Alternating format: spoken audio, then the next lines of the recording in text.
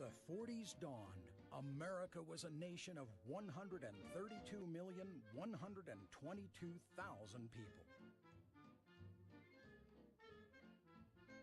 Minimum wage, 43 cents per hour.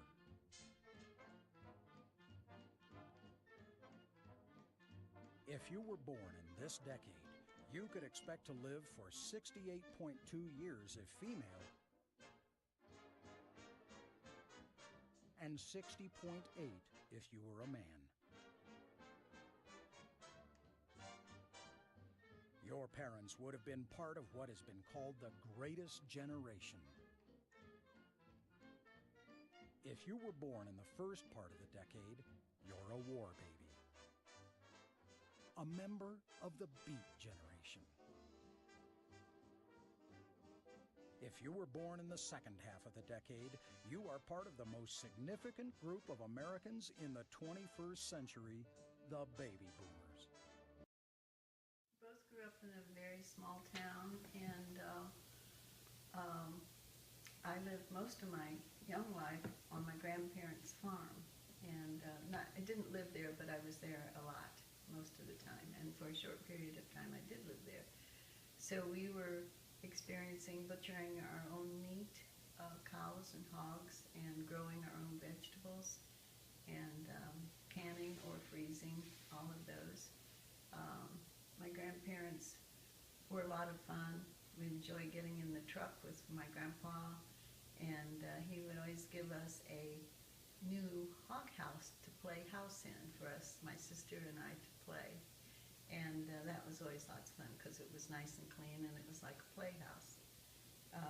And we always had pets. We always had dogs and cats, along with sometimes a sheep, a lamb that was a pet, or a horse that was our pet. So it was really nice and fun. We enjoyed our growing up years. In town, we could walk wherever we wanted to go. We had friends on the block. We could walk downtown and buy candy at the candy store. We could go to the movie once in a while. We could ride our bikes all over town. So it was a good childhood. It was fun, and we had a good time. I also grew up in the same town, and my entire family lived there, and that included my grandmother, my aunt and uncle, another uncle, and my parents, and we actually lived in a house that had belonged to my grandmother at one time, and before she bought a larger property. And we had a garden area. We raised a lot of our own food. My aunt and uncle at one time raised chickens, so my grandmother also raised chickens because one of them used to bite me. And so it was a very homely life in a small town. Everybody knew you, and you pretty much knew everybody else, and everybody was looking out for you. At one time, my parents owned a restaurant in town, and one of my first jobs in that was to wash dishes. So I have experience as a commercial dishwasher in a restaurant at that time. But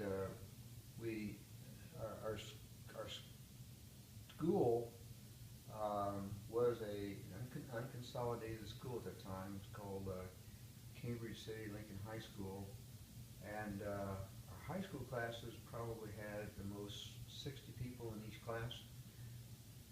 And at one time, my mother, my great-grandmother, taught the local kindergarten, and which she did for a period of about 25 years. And I was in her first class, and luckily I didn't have to repeat. But we still have friends who also went to the same high school, the same kindergarten, and we're still friends with them, and we get with them every year. So life was fairly uncomplicated. You know, at a point in time when we had a restaurant, we used to go downtown on Friday or Saturday nights, and you could almost see the streets